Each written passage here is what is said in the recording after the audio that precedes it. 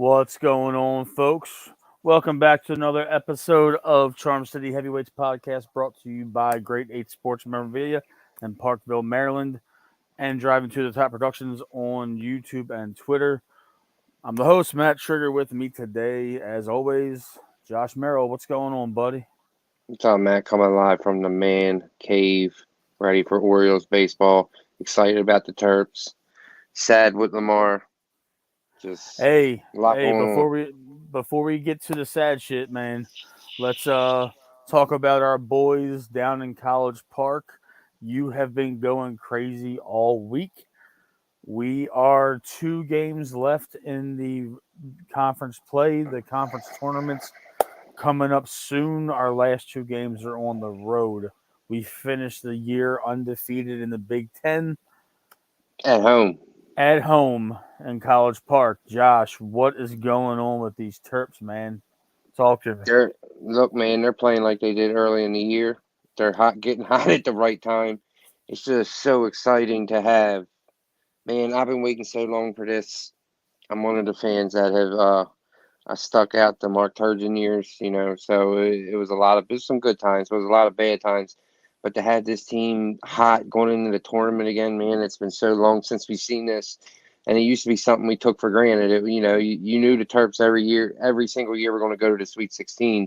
And we haven't seen the Sweet 16 in a long time, 6 or 7 years, I think. I think Turgeon got there once. But like I've been saying, man, Julian Reese's the key. He didn't get in foul trouble. He played 33 minutes, had 12 points, 2 assists, and 10 fucking rebounds. When he is boxing out down low and being aggressive, this team is hard to beat. Scott And has been coming up yeah, big. Man, Dante Scott, he's hot and cold, but when he's hot, man, he can hit 3-point shots. He's on fire. Everything's just clicking. Everything's just clicking right now. Young's playing well right now too. Absolutely. Hakeem Hart coming off the bench, you know, and man, and then today, a lot of the Terps are ranked high with a recruiting class for next year, and you see all these Terp guys that are going to be Terps next year making it really far, in their state's tournament in basketball, and they're big, strong looking dudes, man. We haven't seen that in so long. Man, if Willard doesn't get people excited about Maryland basketball anymore, then it's just dead to you. I don't know what to tell you. I'm starting to catch the Terps fever. I was very hesitant. You got me to watch a game a couple weeks ago, and I've been catching the games on TV when I can, and it's definitely an exciting time in College Park. And I was listening to the fan today, and I wanted to bring this up on the show. One of the callers that called into the Vinny and Haney show said that with the Terps being in a town where there's professional basketball, professional football, professional baseball, that the fandom can be very fair weather at times, and they got the area buzzing right now. There's no major prominent basketball teams in the city portion of the state, Baltimore City portion of Maryland, but College Park is buzzing right now. You can feel the energy. A lot of people are optimistic.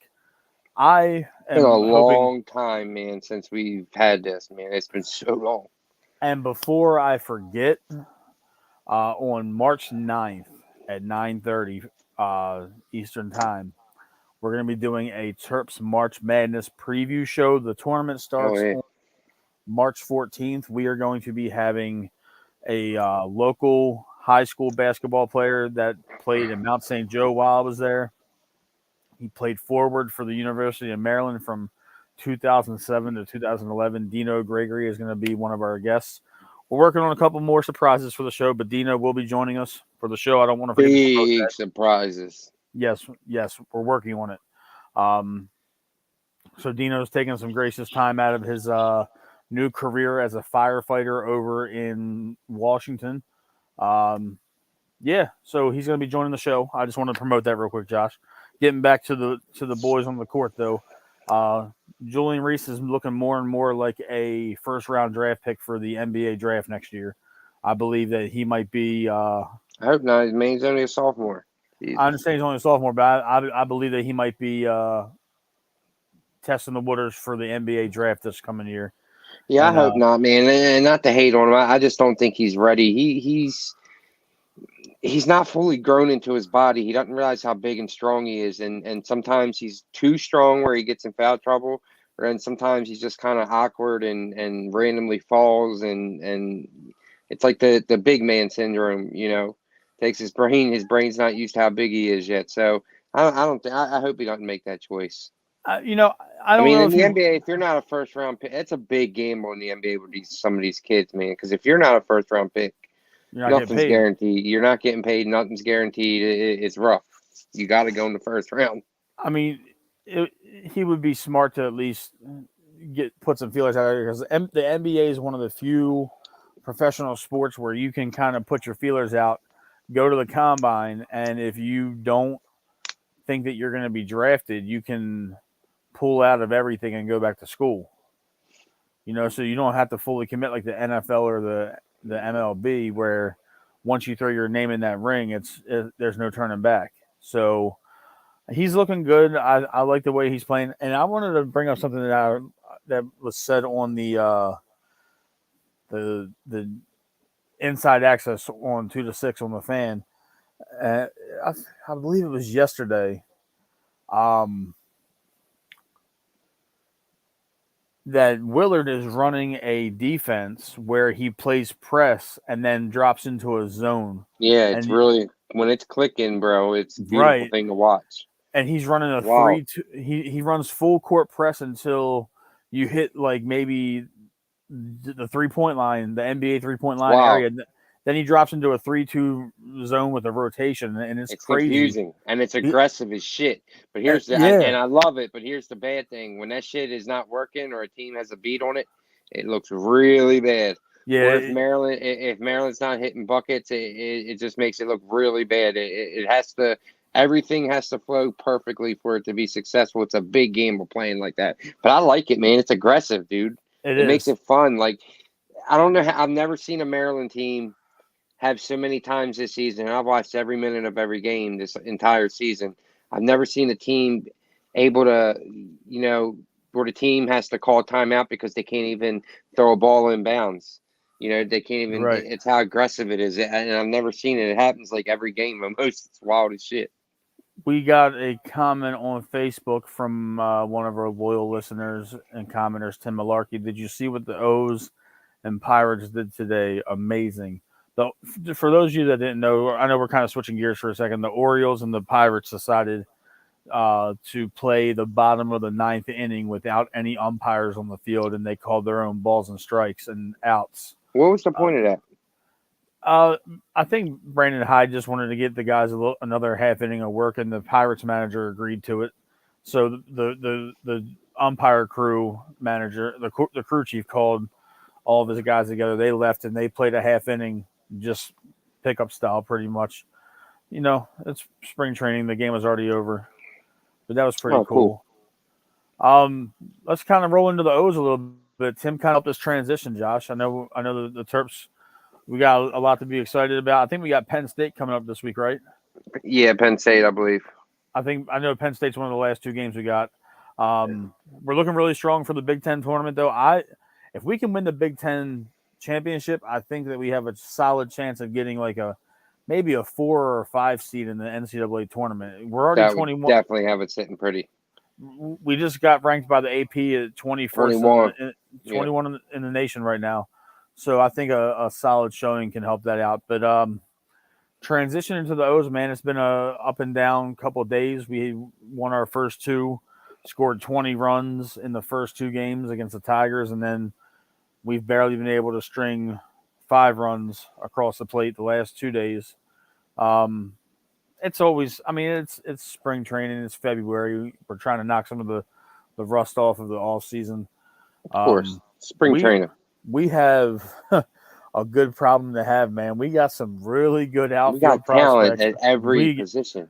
almost every position, and And Holiday, this kid went from looking like this little scrawny high schooler to looking like a grown ass man real quick. it's like he picked up 15 or 20 pounds of muscle. It looks like. Yeah, dude and the way he's looking and the scouting reports and everything I've been reading, Dude is going to be the part. And Dude is going to. you know who looks money right now? Heston Kjerstad. He does. Heston picked up weight. He's healthy. Hopefully, his medical issues are a thing of the past. And honestly, right now, outside of Cedric Mullins, I really don't see the outfielders that we got right now hanging around. And Why? we're gonna. I'm saying like long term, we're gonna have some tough decisions to make. Like with Come, Hayes. Like what do you yeah, do with Hayes? Hayes is. I like Hayes defensively. But his Hayes bat. He's plays that too up left and field wall down. really well, man. He does, but his bat is just He's streaky, man. he's so streaky. When he's hot, he's hot, and when he's cold, he's batting ninth in the lineup. You know what I'm saying? Yeah, it's bad. It's bad. You're right. It's not that good. But the thing is, Mullins, with the guys that we got in the lineup now, if you put Mullins in the mix of Adley and Gunner and just those type of guys, it's going to be. Hopefully, we can get Mullins back to that. Hitting around 300 and giving us 20 home runs. Carlos Gray, I followed baseball all my life, but hate to watch it because it takes so long. How do y'all feel about the pitch clock? I think it's bringing back old school baseball. It may seem new, but the games never took this long in the past. These young Right. guys are outside the box for fucking 10 seconds. How many times you gonna fix your glove and your helmet? And Like your get in jock there and strap and shit fucking like that. like get in there and fucking hit the fucking ball. I, Shit, I you got like work the tomorrow, motherfucker. We don't get to play a I, sport for a living. I like the pitch clock because I Fuck yeah. think I think Bob Haney said one of the Cactus League games finished in 2 hours and 5 minutes the other day, Wow. and I mean, if you and I have been going to Oriole games since we were little, and we went to a couple of them together, and not to take it too far back, but you and your dad got me on the field with the RBI team for opening day where we had to hold the flags and the Oh, orange you were out carpet. there one of them years? Yeah, I was out there one of the years, Oh, and nice. I was standing right next to you. Were you? Yes, I was, asshole. But Hey, bro, I did drugs for a long time. Some of my long-term memories fucked up. understandable. Shit. I like to play. I like the pitch clock because it speeds the game up. Like when you go to a game, It's needed. if it's a 7 o'clock first pitch, you got to get down there by 6:30 for your seat, and then you're down there for 3.5 hours. Nobody wants to be down there and then have to get on the Deal with light all rail and that. not getting home till 12:30 at night, 12 o'clock at night on a 7 o'clock game. I like the pitch clock. It keeps everything interesting. It's more fast paced. You're equating it to other sports. NBA is very fast paced. College basketball is insanely fast paced.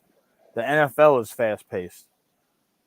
Speed the game up. It might get people to watch it longer. It might affect the bottom line with The NFL might concessions. even stop the clock when the ball goes out of bounds to like the last minutes of each quarter, right? Well, I mean, if you get hit out of bounds, they run the clock. But if you step out on your own, it stops, I believe. Okay. Because it changes at every level, high school all the way to the NFL. But I like the pitch clock, man. I'm really digging the fact that as a pitcher, it's easier for them because they can lock and load. Yeah, they It's can get in their rhythm. they And can that's get in what all a that stepping outside the box is trying to get them out of whack. yeah. Stand in that box and take your hacks and get either hit the ball or go sit down when you strike out or pop out. Exactly. Don't I wouldn't necessarily be opposed to a pitch clock being a permanent thing. Tim says, in my humble opinion, it's a good problem to have. If our biggest issue is having too much talent to go around, I'm a happy camper. When's the And last that's time? the and that's where we're at. That's where we are. When's the last time that we've had this much talent? I don't I think don't remember. I don't think our farm system has ever been this deep. I Never. we are the rotation is the biggest worry. Means has to be the guy. I'm hoping Kramer steps up. I honestly think that we're going to take a couple of these guys that we know aren't going to be here long term or maybe a couple of these prospects that you've got to kind of have to cash in on their hype right now. Like Jordan Westberg, I don't see him having a spot on this team. And I love the fact that we have this problem. Will John Means return to his dominant form? Thanks for the comment, Carlos. We hope He's so. Shit. we hope so. He's coming off Tommy John, but he's not going to be back until May or Mid-season. at least the early part of June. And you can do two things with Means. You can either save him for post All Star break and have him for the stretch run in the playoffs. Depends how the Or, season's going, man. yeah, if we're in contention, you bring him back and you get him loose. If we're not in contention, you bring him back, put him on the mound for a game or two, and showcase him to the highest bidder. That'll give us something for him. But What do you think? You think it's a 90-win team? We had 83 last year. I believe that Kyle Gibson's going to make the rotation better. I think he's an innings eater. He might give us 190, 200 innings this year. Tyler Wells is back. Dean Kramer's back. Zimmerman's been getting busted up a little bit in spring training, but It says it's a bruise, right? Yeah, but I'm saying he gave up. He got shelled yesterday. Grayson Rodriguez is supposed to be up in the bigs this year. I think that we can expect a 9. I'm expecting playoffs. I'm expecting a 90-win team. Tim says 94 wins. You heard it here first. 90 an 11-game jump after a 31-game jump is that's very daunting, and that's lofty expectations, because you're pretty much saying that they're going to be competing neck and neck with the New York Yankees for first place in the AL East, and we're not there yet. I don't know if it all depends on. I think it depends on Adley and Gunnar. If they adjust to a full year of the majors. The thing is, no, we're not hiding from anybody anymore. We're not flying under anybody's radar. We're here. We are an up and coming team, and I think we'll make noise. I was going to say 87, 88 wins this year, but 94, I would love to see it. Shit, I would love it. That would be fantastic if we could win 90 games. I think a lot of it has to do with we're like 92, 91, 92. That's fair though, Josh. That's a fair assessment. I truly believe that it's a depend on the rotation. I think Grayson's really going to be the biggest cog in the wheel right here for us this year. It all depends on if G Rod's ready to go. I would like to see DL Hall crack the rotation, but to me, he's just seems like he's going to be the long guy. And from what Hyde was saying, do you remember Hyde talking about possibly doing like a quasi 6-man rotation where 4 and 5 are going to be rotated between 3 or 4 arms? Yeah, I did. I don't know, man. I don't know. I mean, because what's the benefit of that? Keeping guys, innings limited. But does that? But is that always a good thing? Does that let them get in rhythm and hit full stride if they're going every 6 days instead of every 5? I don't know, because the thing is, if you're not gonna keep a steady 5-man rotation with the same guys, that's 5th and 6th guy might not get a start until every 10 or 12 days, depending on how the rotation goes. I know your top 4 are going to be Kyle Gibson, Dean Kramer, Grayson Rodriguez, and Tyler Wells. And then after that is pretty much a question mark. I think DL got an unfair shake because he got hurt right when he came up last year. And yeah. I want to see him. I want to see him get a fair shot at the starting rotation. Having a solid lefty in there that can be an innings eater is beneficial. Carlos said, "I'll start watching the Orioles when they become buyers and not sellers. If they trade John Means, they'll lose fans." I agree, but it's different if we're talking about trading John Means in the middle of all this and he didn't miss the last year and a half. So, what do you think, Josh? Yeah. I mean, he's missed time. I don't know. He's not in the long term plans. This is all about the future. I want to win this year too, man. But we're not there yet. We'll know we're there when you start seeing him spending a little bit of money here and there. Yeah, like we've talked about in the previous shows, Josh. I truly believe that if we are an 85 to 90 win team this year, I think that next year you'll start to see more free agents interested in coming here. The only thing is if they're bats, where are you going to put them? Yeah. Shortstop is spoken for by Holiday. Gunner's a third baseman. He might be a shortstop until Jackson gets up here, depending on what they do. Mateo is going to probably either be our second baseman or our super utility guy. Um, Adley's behind the plate. Cedric is in center field. You could add a power bat in the outfield. Honestly, that would probably Or be the. first baseman. Well, I mean, it all depends on what they do with Mountcastle. If Mountcastle can't get it I hope. together, man, I I hope don't he think gets it he's the together. guy, man. I don't think he's the guy. I want him to get it together. I think that he's going to. I truly believe that he's going to have one of those years where he bats 270 and he has 25, 30 bombs and 80 RBIs. That's my prediction for at least On Mount. just a hunch. That's just a hunch. I think that he's due for consistency. Right. We've been talking about, getting Adley reps at first base and getting Santander reps at first base. He just got hurt and now he's leaving for the WBC. Um, so yeah, I want him to do well. He's an Oriole through and through. I like his attitude. I like the swagger he brings to the team. Bringing out the home run chain and all that. I want to see Mountcastle do well here as an Oriole for sure. Tim was talking about Jorge Mateo. If that dude could hit above 225, I'd be cool. I know.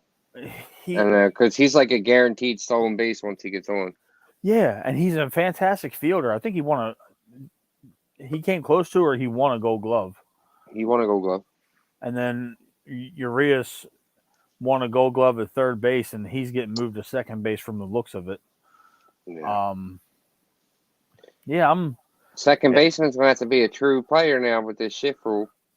yeah, you're going to have to be a true second baseman. There's no more shift. I'm cool with that because I it never see. liked it. Well, the thing is, we weren't allowed to do it when we were coming up playing baseball. We couldn't shift. No. Can you imagine if the rules would have allowed us to shift in our generation of baseball?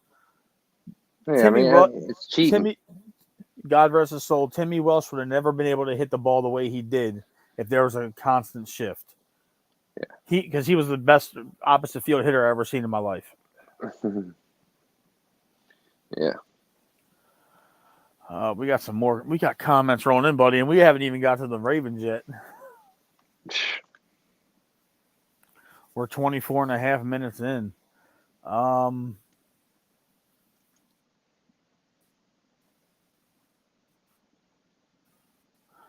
Moneyball doesn't work all the time. Orioles will still have to spend to beat the judge that wears the pinstripes.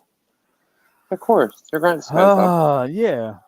I mean, we're going to have to spend, but we're not going to be.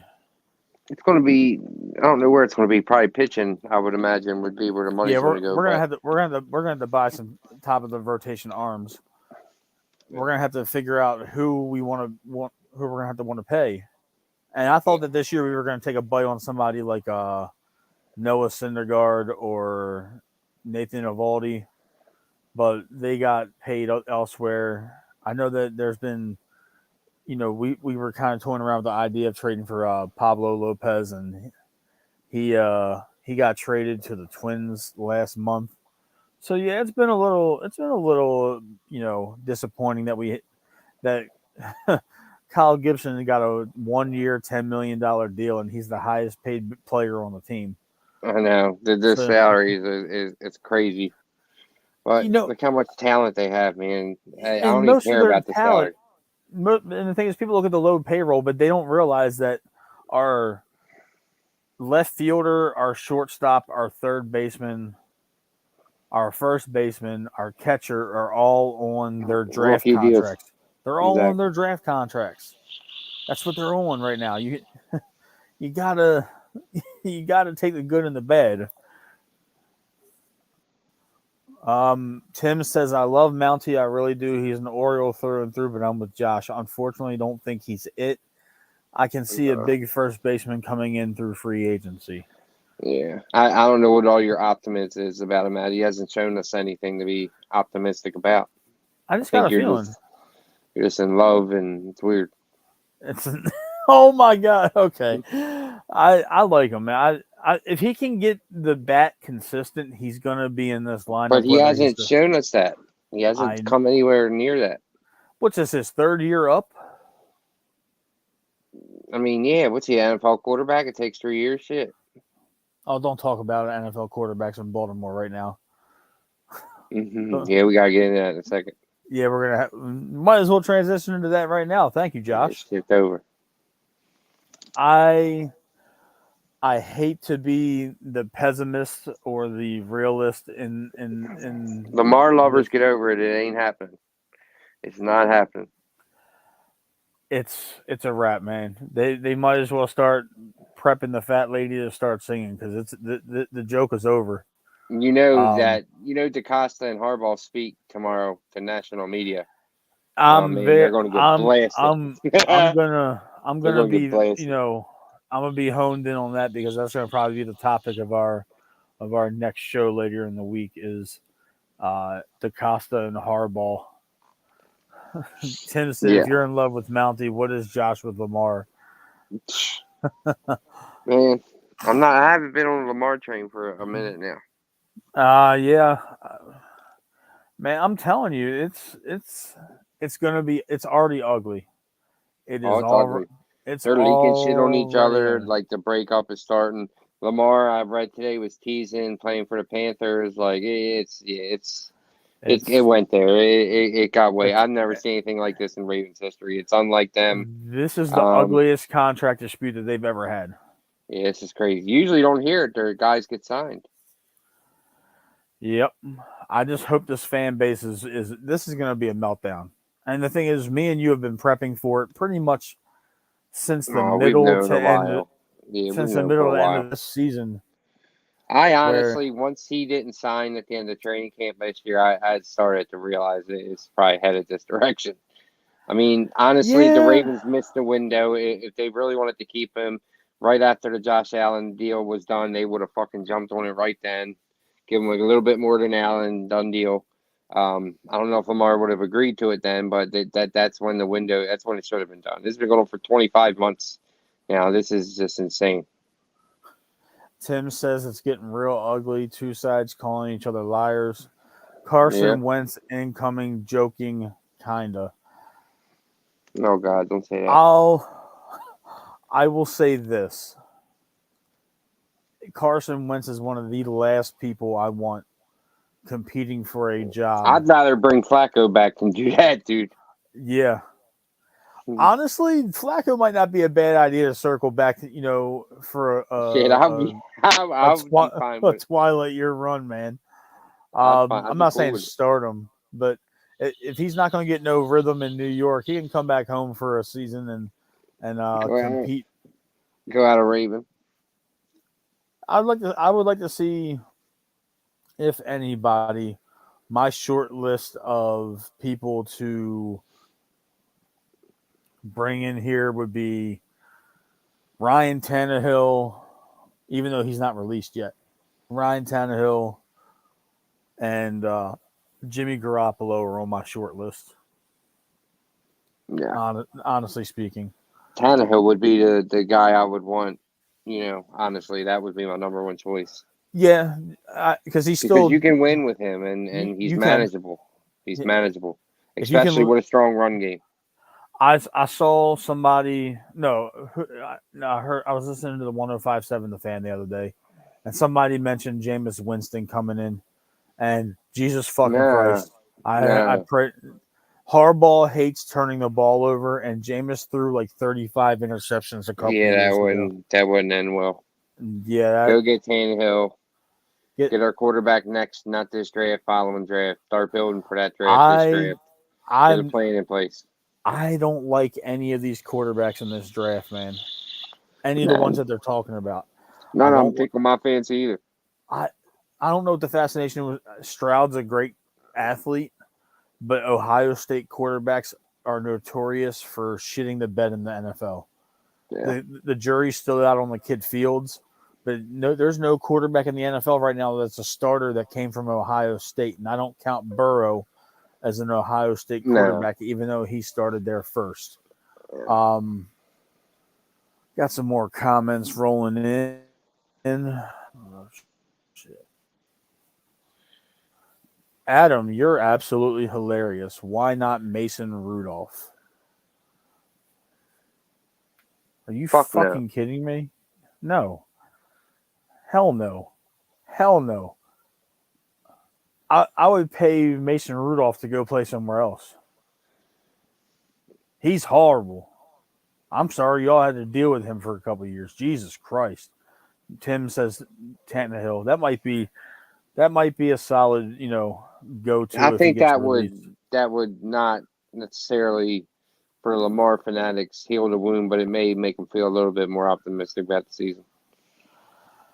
Here's what I don't understand. When I talk to a lot of fans that are saying that we're going to suck if we don't have Lamar Jackson, they're talking about completely retooling the wide receiver room. Outside of Bateman and Duvernay, we're going to have all new wide receivers. Yeah. You're talking about a new offensive coordinator, and people are acting like if we trade Lamar, like we're not going to go get somebody that's at least serviceable for a year. Yeah. I get it. He's a great quarterback, but he's not getting paid the money he wants in Baltimore. It's not going to happen. People need to understand that and just realize that.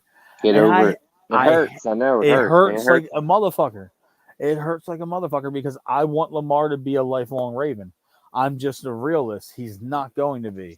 No, they're too far apart, guys. They're It's they're obvious. they're too And now far. they're insulting, so it's reached a Exactly. different It's level now. I don't over. even know how he could like that would be weird. The, Like you the tell your boss off and shit, like fuck y'all, I'll get a job somewhere else, and then all right, right. I'll be back tomorrow. It's like You, awkward. It's like you can't go back you to how it can't was. you can't backpedal on this. It's way too ugly. The feelings are hurt. If any, everybody's going to say that he was offered a fair deal. Who knows what this dude really wants? Who Who knows? I think the all NFLPA's in his ear. It's just and oh for the people that want him to play NFL. on the tag, people that want him to play on the tag, like you got to be real. It's not going to work. It don't even It, work mathematically. it doesn't. And the only thing that's really going to piss a lot of fans off, and I'll be honest, it'll piss me off a little bit, is that when we eventually do trade Lamar, they're Mm-hmm. going to go and get a wide receiver, a true number one for Munkin, and they wouldn't do that while Lamar was here, even though we gave him everything he wanted. From what's been said, I I mean, they've just added Bateman, Andrews, Jerome, Duvernay, and I understand the stats show Hollywood. Lamar has like more yards than all of them, than all of his weapons that were put around him. But it's how Lamar plays, so you really can't. and Probably doesn't and matter who you put around him. He's still probably gonna, you could surround him with superstars. He's probably still it's gonna have more it's yards than they do. you're right, and it's insanely telling that in the 5 years that Lamar's been our starter, 4 years that Lamar's been our starter, we've had one player at the wide receiver position go over 1,000 yards, and that was Hollywood 2 years Hollywood ago, Brown, yeah, back in 21. yeah, That and he cracked 1,000 by 7 yards, I yeah. believe. So the only other player to eclipse 1,000 is Andrews in 21. So it's just it's gonna if we hypothetically here, hypothetically speaking, if the Ravens trade Lamar and we have enough cap room and we rework deals and release people and we go and trade for DeAndre Hopkins or we sign a Keenan Allen, or we go to the Colts and offer them a first round pick for Michael Pittman Jr., it is going to set the Lamar fanboys. Their heads Oh are going to yeah, of course, explode. It's going to be of course, crazy. And of course. I'm ready for this shit to be over. I'm like I told you It's earlier, a dark cloud at this point, man. It's been going on for it, too long. way too It's long. beyond old. It needs to end. And I didn't want it to get this bad. It's sad. I've never seen this as a Ravens fan ever. Right. Um, Usually guys the Ravens want to keep is they stay. You see they're signed. Everybody's happy. But this is just strange. It's out of character. Weird. Just fucking let's get it done. I got Tim, it has to end before the draft. So we don't have long. I think it'll be over this week before the combine's over. You do? Yeah, with what's going on right now, with what you and I have been listening to, if you with Harbaugh and DaCosta speaking tomorrow, I'm gonna go out on a limb that there's gonna be subliminals in their podium time where they're gonna pretty much say, "Come make us an offer." Yeah. And Tim says what hurts is the 5 Lamar jerseys I'll have to donate to the Goodwill. Yeah, that's rough there, Yeah. buddy. That's rough. I feel Yeah. bad for you, Tim. I'm sorry. Oh man, because if I was thinking about it, and I texted you the other day, Josh, about this. If the Ravens hypothetically pay this man, if there's a situation where they give him a long-term deal or he plays on the tag, this is going to be 2001 and 2013 all over again. Remember, after we let Dilfer walk, we paid Elvis Gerback a shit ton of money at that time. Was like a Yeah. 4-year, $17 million contract, and Yeah. for 2001, that was like premium money. Yeah. And he retired a year into it, and he fucked our cap up so bad that we had to cut at least a half dozen solid veteran players and let a couple people walk. After we paid Joe, you trade Anquan, Ray retires, Burke retires, you know, Reed walks, Pollard gets released, Kerry Williams walks, Paul Kruger, Pernell McPhee, Donnell Ellerby, Hmm. Art Jones. We lost a ton on Talent. that of talent on that team. We lost a ton of talent. And the thing is, I don't want the same shit to happen in 2023 where you pay Lamar all this money and you have to cut guys that wouldn't have been cut under the circumstance of him either being paid a couple years ago or being traded. Yeah. It's a shitty situation. It is. It's ugly. I don't want to sit and be a Ravens fan and watch them suffer and be just barely good enough to get to the playoffs but not make a deep run.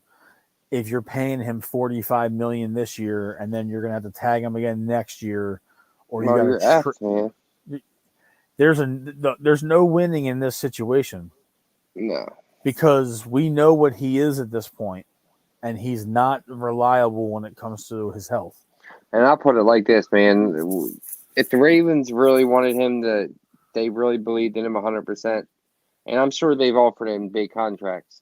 But if they truly believed in him, dude, he would be a Raven.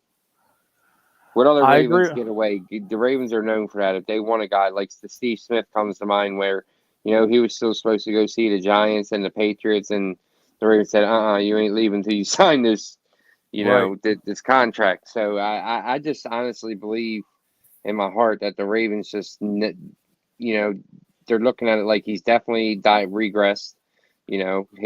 We haven't even sniffed a Super Bowl, haven't gotten close to a Super Bowl. Do we really want to handcuff and make this commitment? Do we truly believe he's the guy? People forget the Ravens. Bisciotti didn't want to pay Flacco either.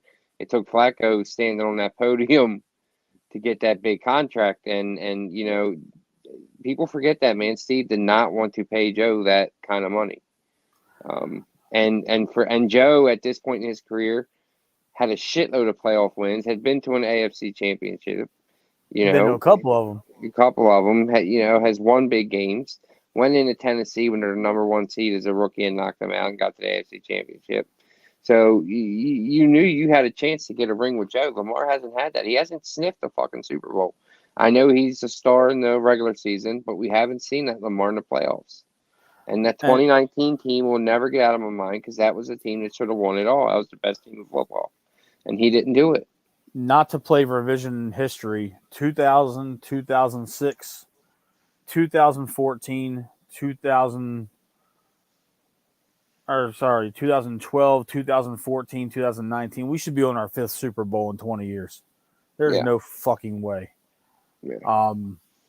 Carlos mentioned a minute ago, his comment was up. He said, you're talking about after paying the QB, what did the Ravens do while the QB was on the rookie contract? They didn't do anything. They fucked up a 4-year window. Let's just put it. They had the opportunity. Carlos, what they did during Lamar's window of his rookie deal, they paid their offensive tackle a boatload of money. They paid their cornerback a boatload of money, and then they invested. They invested in the secondary and the defense while drafting weapons for Lamar that ended up not being weapons. Yeah, we haven't drafted well. Hollywood Brown had arguably a breakout year his last year here as a Raven, and he asked for a trade. That's telling. That's telling. And that has nothing to do with Lamar. It had more to do with Greg Roman, which he stated. We haven't done anything with these quarterbacks, and the only time that a rookie quarterback won a championship on his deal was on his rookie deal was Joe Flacco, and that was his 5th-year option, I believe. Yeah. Joe won a ring in year 5, and Yeah. then he got paid, and we suffered for 5 years after that. Yeah, sure did.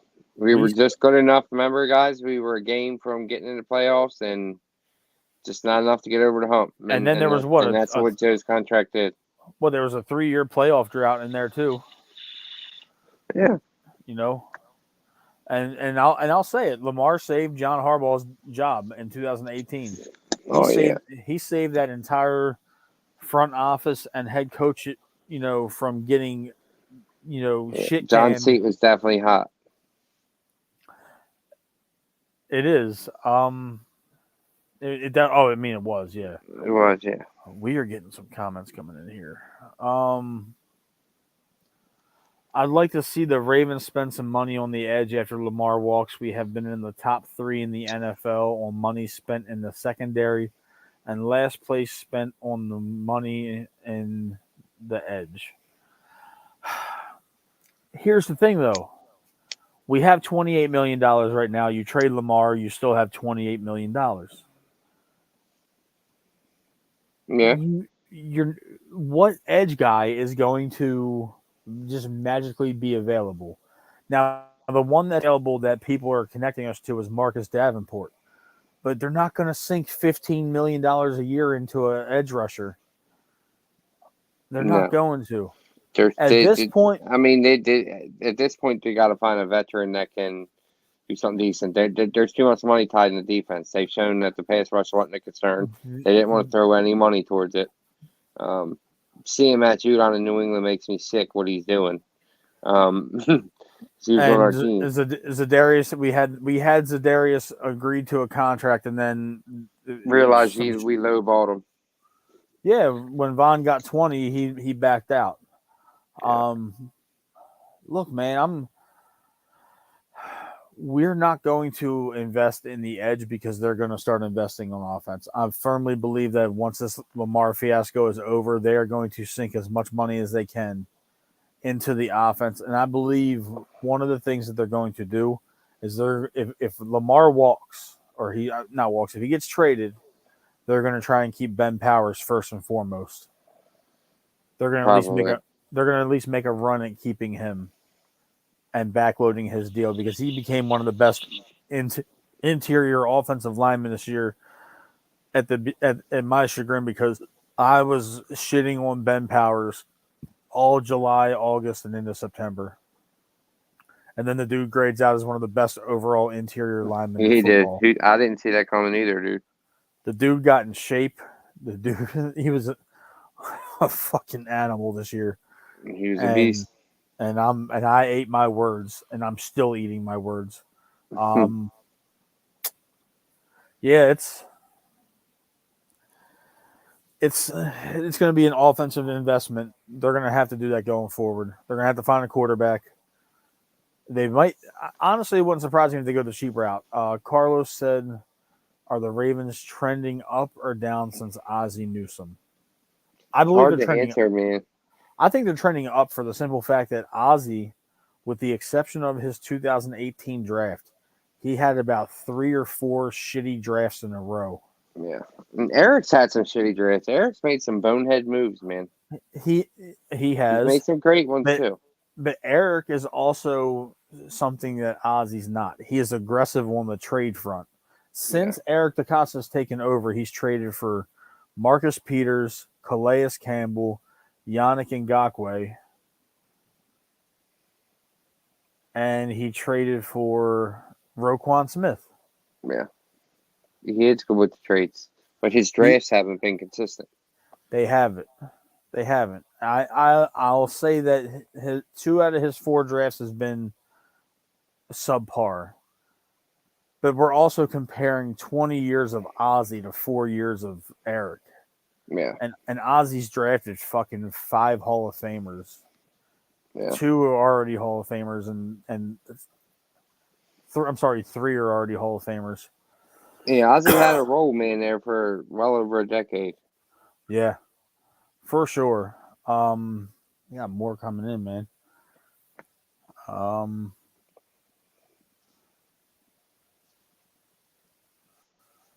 Tim says it's a shame that Owe isn't that guy. I was hyped up about We all were, dude. Ojabo and Owe being bookends.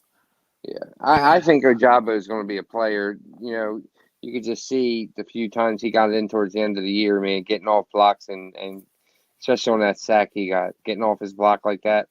Usually, when you see a young guy doing shit like that already, that's a good sign. I'm just excited to see him and Bowser both healthy off of those Achilles injuries. You know, Yeah. they Bowser both was a only. shell kind of this year. He didn't kill you, but he wasn't the same old Bowser. He showed flashes.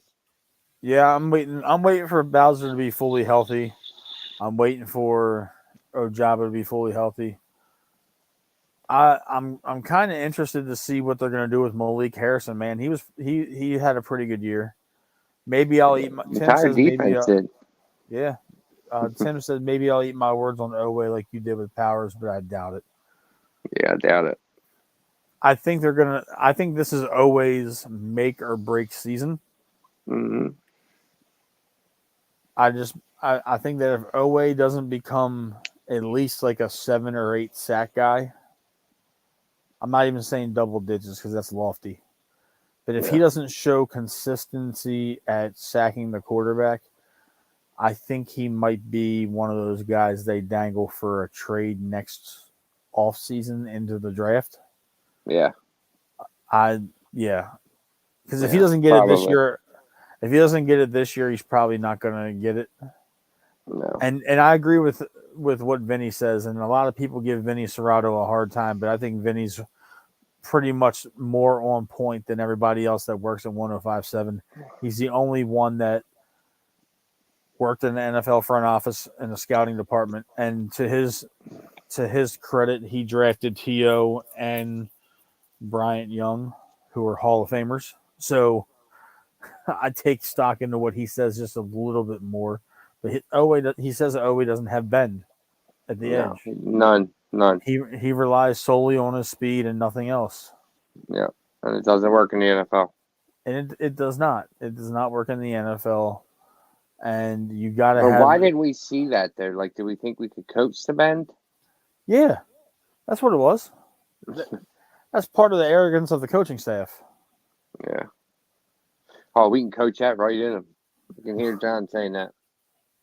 He's Tim says he's always just one step late. It drives me crazy. He gets there, but he's always a step behind. Yeah, and that's the difference Yeah, between a great pass rusher and a shitty one. yeah, and it's when he Bend was gets you there faster. I mean, it's fucking physics. You bend around the edge, you're right at the quarterback as soon as you're through your bend. And that's what the great sack artists can do. They can bend crazy. Michael Strahan was one of the best. It's gonna sound weird, benders I ever saw. But that's the difference, though. shit in his prime. Suggs had incredible bend around the Oh edge. God, hell yeah. But when he brought his shoulder up to pad level, he was in the backfield. He was already there, and he's long. Always long. Yeah, Always has all the tools. He has everything, and that's I probably why the think Ravens took him. I think part of Oweh's problem is his weight too. Yeah, You're playing edge at 245, 250. And I'm yeah, not saying that he needs to pick up 30 pounds, but Suggs played it at 270. Houston's 265, 270. yeah. You know, we can go on and on about this, but that'll do it for the show tonight, man.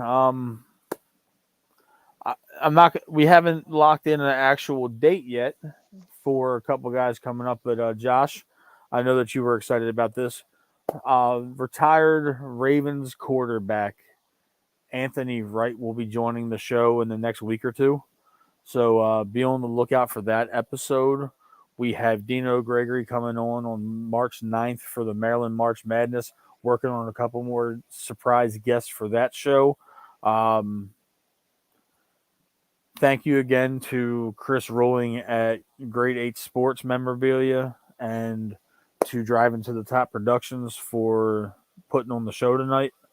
That's a wrap, buddy. Go ahead and close us out. All right, Rick. I know it's a dark cloud, but it could always be worse. We could be the fucking Pittsburgh Steelers.